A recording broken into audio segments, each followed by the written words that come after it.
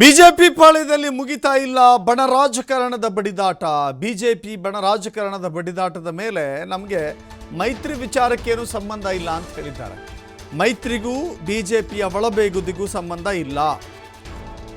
ಯಾವುದೇ ರೀತಿಯ ಪರಿಣಾಮ ಮೈತ್ರಿ ಮೇಲೆ ಆಗೋದಿಲ್ಲ ಅಂತ ಹೇಳಿದ್ದಾರೆ ಕೇಂದ್ರ ಸಚಿವ ಎಚ್ ಡಿ ಕುಮಾರಸ್ವಾಮಿ.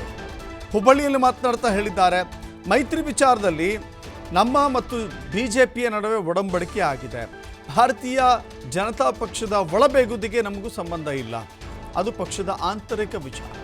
ಪಕ್ಷದ ಹಿರಿಯ ನಾಯಕರು ಈ ಬಗ್ಗೆ ಗಮನ ಹರಿಸ್ತಾರೆ. ಇದರಿಂದ ಮೈತ್ರಿಗೆ ಕಂಟಕ ಎದುರಾಗೋದಿಲ್ಲ ಅಂತ ಹೇಳಿದ್ದಾರೆ. ದೆಹಲಿಯಲ್ಲಿ ಕಳೆದ 10 ವರ್ಷದಲ್ಲಿ ಆಮ್ ಆದ್ಮಿ ಪಕ್ಷ ಏನೂ ಮಾಡಲಿಲ್ಲ. ಆಮ್ ಆದ್ಮಿ ಪಕ್ಷದ ನಿರ್ಲಕ್ಷ್ಯದಿಂದಾಗಿ ಜನ ಆಕ್ರೋಶಕ್ಕೆ ಕಾರಣವಾಗಿತ್ತು.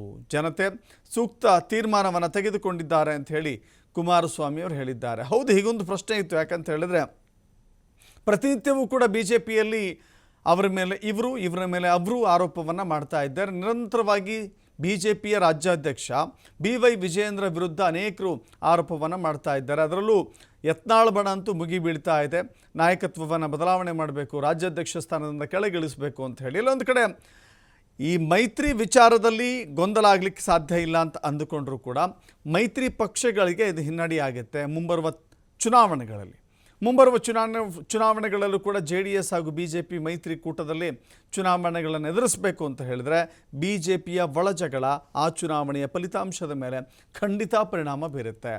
ಮುಂಬರುವ ಸ್ಥಳೀಯ ನಗರ ಸಂಸ್ಥೆಗಳು ಅಥವಾ ಬೇರೆ ಜಿಲ್ಲಾ ಪಂಚಾಯತ್, ತಾಲೂಕು ಪಂಚಾಯತ್ ಚುನಾವಣೆಗಳು, ಯಾವ ಚುನಾವಣೆಗಳು ಬಂದರೂ ಕೂಡ ಈ ಒಳಜಗಳದ ಬೇಗುದಿ ಇದೆಯಲ್ಲ, ಇದು BJPಯ ಮೇಲೆ, BJP ಬೆಂಬಲಿತ JDS ಅಭ್ಯರ್ಥಿ ಮೇಲೆ, JDS ಬೆಂಬಲಿತ BJP ಅಭ್ಯರ್ಥಿ ಮೇಲೆ ಖಂಡಿತವಾಗೂ ಕೂಡ ಪರಿಣಾಮ ಬಿದ್ದೇ ಬೀರುತ್ತೆ. ಸೊ ಹೀಗಾಗಿ ಎಲ್ಲೊಂದು ಕಡೆ ಅವರು ಹೇಳಿದ್ದಾರೆ, ಮೈತ್ರಿ ವಿಚಾರದಲ್ಲಿ ಯಾವುದೇ ಗೊಂದಲ ಇಲ್ಲ ಅಂತ ಹೇಳಿದ್ದಾರೆ. ಬಟ್ ಪರಿಣಾಮದ ವಿಚಾರದಲ್ಲಿ ಅವ್ರು ಮತ್ತೊಂದು ಸಲ ನೋಡಬೇಕು ಅಂತ ಅನಿಸುತ್ತೆ. ಹಾಗಾದರೆ ಈ ವಿಚಾರದಲ್ಲಿ ಎಚ್ ಡಿ ಕುಮಾರಸ್ವಾಮಿ ಅವರು ಏನು ಮಾತನಾಡಿದ್ದಾರೆ ನೋಡೋಣ. ಅದು ಅವರ ಅಲ್ಲಿ BJPಯ ಸ್ನೇಹಿತರುಗಳು ಕೂತು ಚರ್ಚೆ ಮಾಡ್ತಾರೆ.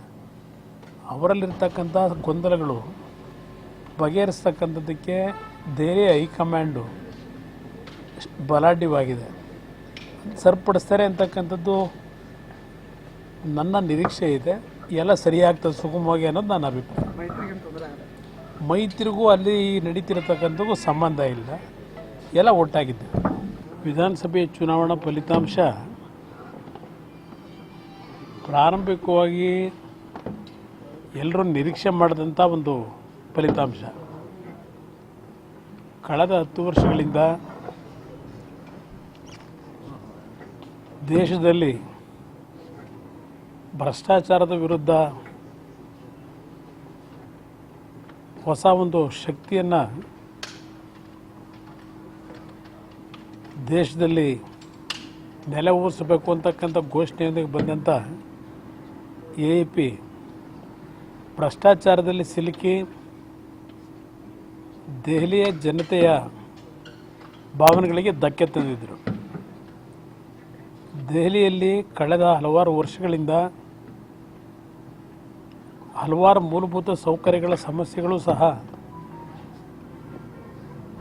ಜನತೆಯ ಒಂದು ಅಸಮಾಧಾನಕ್ಕೇನು ಒಳಗಾಗಿತ್ತು. ಇವತ್ತು ನರೇಂದ್ರ ಮೋದಿಯವರ ನಾಯಕತ್ವದಲ್ಲಿ BJPಗೆ ಅಧಿಕಾರವನ್ನು ಇವತ್ತು ಕೊಡ್ತಕ್ಕಂಥವ್ರ ಮುಖಾಂತರ ದೇಶದ ಒಂದು ಅಭಿವೃದ್ಧಿ